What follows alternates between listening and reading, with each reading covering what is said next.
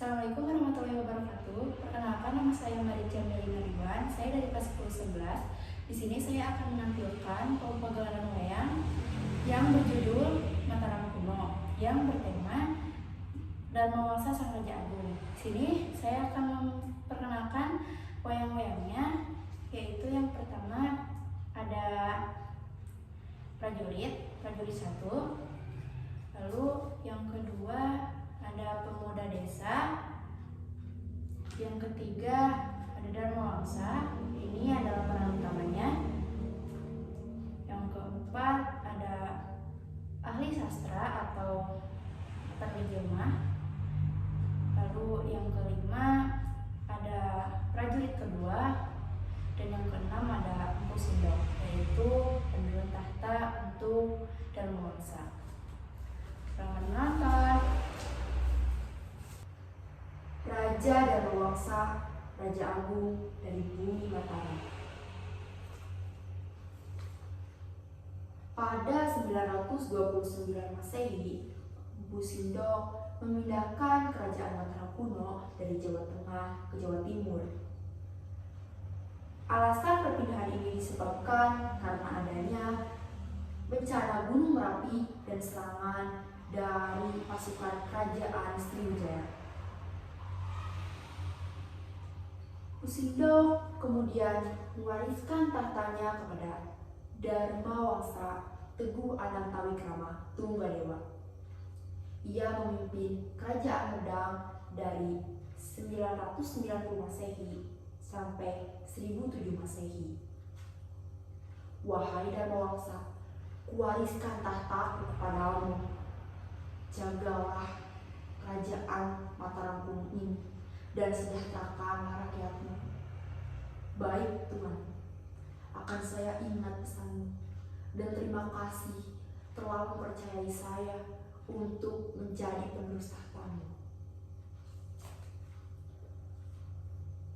Raja Dharma Wangsa adalah Raja Agung yang bercita-cita untuk mengangkat derajat rakyatnya, baik secara ekonomi maupun secara sosial.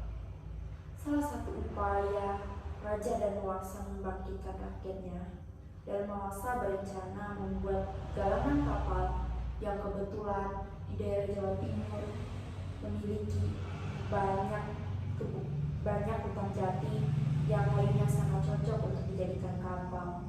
Lalu Dharma Wangsa pun menyuruh rakyat Medang untuk bekerja menyelesaikan pembuatan kapal-kapal itu. Dharma Wangsa juga mengumpulkan pemuda-pemuda yang kuat dan tegar untuk dilatih menjadi prajurit-prajurit kapal yang ditugaskannya.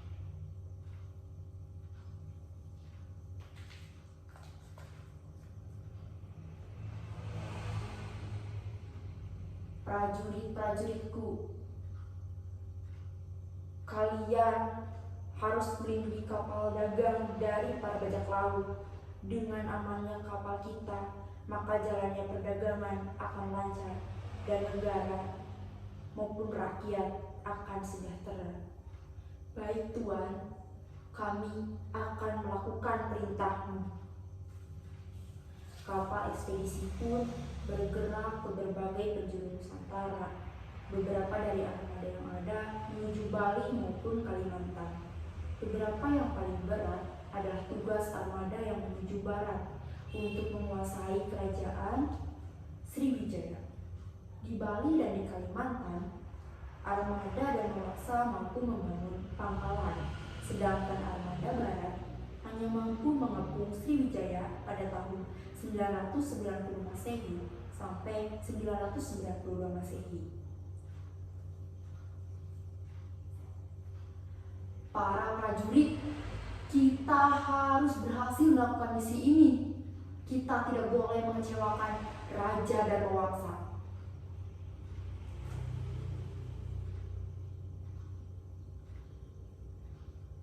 Akhirnya, dalam waktu 10 tahun, Sriwijaya tidak bisa berenang bebas di Laut Jawa, Selat Malaka, dan Laut Cina Selatan dikuasai oleh armada Dharma Wangsa. tentu saja menguntungkan bagi kerajaan pedang karena mampu menarik pajak di daerah tersebut. Selain memperhatikan ekonomi rakyatnya, Darmawangsa juga memperhatikan pendidikan rakyatnya. Pada suatu hari, Darmawangsa menyamar menjadi seorang rakyat biasa. Ia keluar masuk daerah desanya.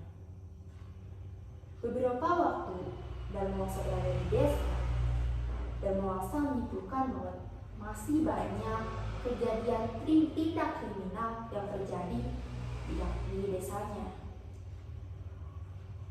Seperti contoh pencurian dan pembegalan. Mengapa ini semua bisa terjadi? Aku harus menemukan dan mencari tahu apa penyebab ini semua terjadi. Di suatu siang, Darmawangsa yang masih menyamar menjadi rakyat desa, ia bertanya dan berbincang kepada rakyat desa. Apakah kalian tidak pernah mendengarkan ajaran-ajaran yang baik? Apakah kalian tidak pernah melihat wayang? Atau apakah kalian tidak pernah mendengar cerita-cerita Kidalang? Atau mungkin kalian tidak pernah membaca kitab-kitab baik, contohnya Mahabharata? Tentu saja kami melihat wayang dan mendengar cerita-cerita Kidalang. Tapi sayangnya, Kidalang sering menggunakan bahasa Sanskerta, sehingga kami sebagai rakyat desa tidak mengerti bahasa-bahasa tersebut. Apalagi buku Mahabharata, kami sangat tidak paham dengan isi-isinya. Akhirnya, Darmawangsa menemukan alasan mengapa rakyat desanya masih kurang mengerti akan ajaran-ajaran hal yang baik. Lalu Darmawangsa pun berpikir bagaimana yang harus ia lakukan supaya rakyatnya bisa paham akan ajaran-ajaran baik. Apa yang harus aku lakukan agar rakyatku bisa paham dengan ajaran-ajaran yang baik? Aku harus menemukan jalan keluarnya. Ini semua demi rakyatku. Kemudian Darmawangsa mengumpulkan ahli sastra, dan Darmawangsa pun meminta mereka untuk menerjemahkan kitab Mahabharata ke dalam Jawa kuno, karena rakyat desa sangat memahami bahasa tersebut dengan baik. Tolonglah saya, ahli sastra. Saya sangat membutuhkan ini demi memperbaiki sikap dan tata krama para rakyatku. Baik Tuan, kami akan membantu dan kami akan menerjemahkan kitab Mahabharata. Terima kasih. Ini semua harus kulakukan demi kebaikan rakyatku. Darmawangsa sadar bahwa banyak pesan moral dari kitab Mahabharata yang melalui pertunjukan wayang, banyak sekali pendidikan atau keterangan-keterangan yang diberikan oleh Padawan. Dan melalui kitab Mahabharata juga banyak sekali pesan-pesan yang terkandung. Maka dari itu, Raja Darmawangsa mengharapkan dengan diterjemahkannya kitab Mahabharata, rakyatnya dapat mencontoh perilaku baik dan menjauhi tindak-tindakan yang jahat. Selesai.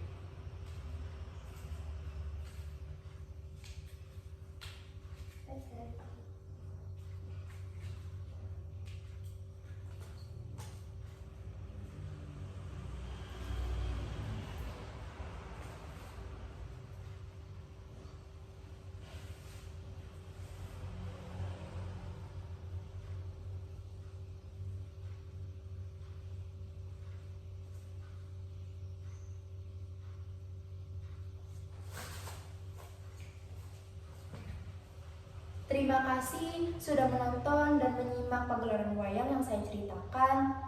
Mohon maaf bila masih banyak kendala yang saya lakukan. Di sini saya akan merefleksi diri saya mengenai tadi penampilan wayang. Menurut saya kurang jelas dan saya terlalu gugup. Tidak terkontrolnya pergerakan wayang-wayangnya dan mungkin suaranya kurang jelas, masih banyak gitu. Cukup sekian yang bisa saya sampaikan. Mohon maaf bila ada salah. Wassalamualaikum warahmatullahi wabarakatuh.